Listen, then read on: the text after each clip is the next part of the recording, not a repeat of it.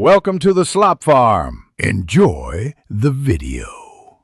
In this video, I will explain how to play Call of Duty on iPad. First, download Call of Duty mobile from the App Store. Ensure your iPad has at least 3 GB of RAM for optimal performance. After installation, launch the game and complete the initial setup. You can choose between touch controls or connecting a compatible Bluetooth controller. Many players find a controller offers a significant advantage in accuracy and responsiveness. Get ready to jump into the action. Once you're in the game, take time to master the controls. The settings menu allows extensive customization of your touch layout, letting you place buttons exactly where you need them.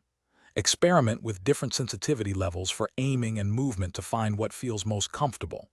Many advanced players utilize a claw grip, using 2 or 4 fingers to simultaneously aim, shoot, and move. Practice in training mode to perfect your personalized setup. To ensure the best gameplay experience, optimize your iPad's performance. Close unnecessary background applications before launching Call of Duty mobile to free up system resources. If you experience lag, try lowering the graphics quality settings.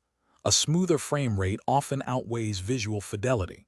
Always play on a stable, fast internet connection, preferably Wi-Fi, to minimize latency and avoid frustrating disconnections during intense matches.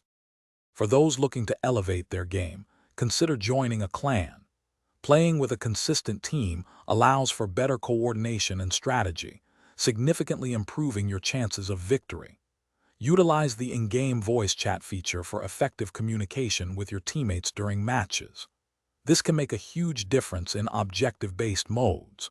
Also, be sure to check the description below for a link to a fantastic book that can truly change how you think about money, as well as other great deals we've found for you.